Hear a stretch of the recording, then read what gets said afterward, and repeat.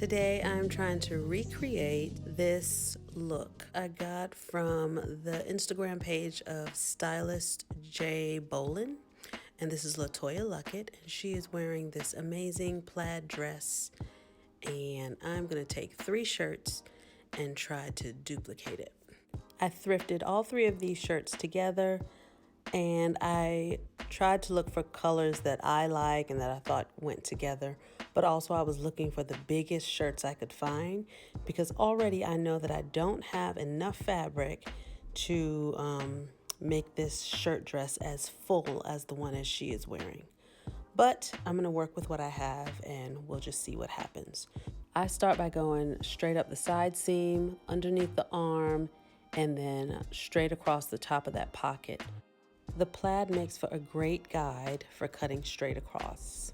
So this was a little bit more complicated, or maybe I made it more complicated than it needed to be, but I just had to think about it in sections. I knew that I wanted buttons to go straight down the front. I took the pieces of my yellow shirt and aligned them with the buttons that were already on the black shirt. They went about halfway down. So where the buttons on the black dress ended, I started my yellow piece, and then I extended that with more yellow so that I could get the desired length.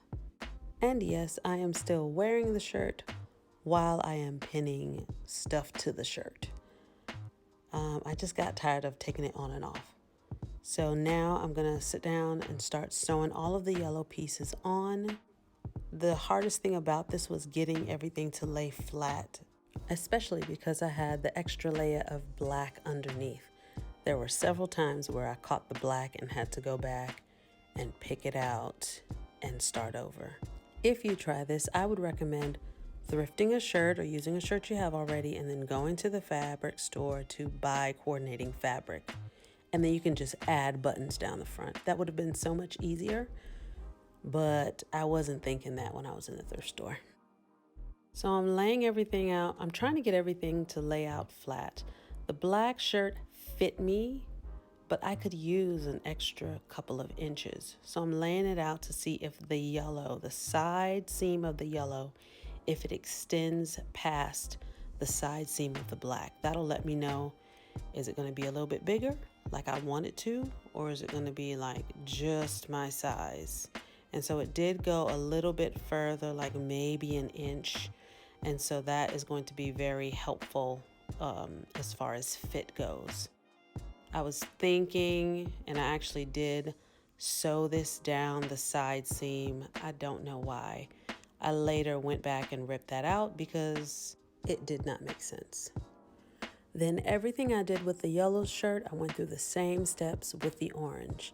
But I'm keeping these buttons and I'm putting them on the side seam because I can use them as like a split if I want to wear the side of it open. I thought that that was an interesting detail.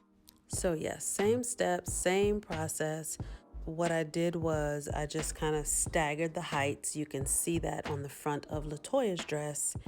And I did the same thing on the back, just staggered the heights of my plaid that I was adding. Once I had the yellows and oranges sewn onto the black, I flipped the dress inside out and cut along, well, not too close, but cut maybe like an inch, inch and a half away from the stitch line. And then I'm going to go back and serge all of that. The black that I cut off, I am going to use for the back of the dress where the orange and yellow were not long enough. So I lay everything out, trying to smooth it out, get it as flat as I can. And then I take the black piece that I cut away from the inside and I start to play with the direction that I want that to overlay the existing fabric. And then I trim away where it meets the opening in the back of the dress. I pin everything in place, sew those seams together. I try to match up these lines so that it looks like it's a whole plaid piece, and sew it all down. So then I went about checking out the hem. I like that it doesn't quite match up, but I did make sure that everything was turned under, stitched, and clipped all the threads. Once that was done, I put buttons down the front, and that was it. So this is going to be my Thanksgiving outfit.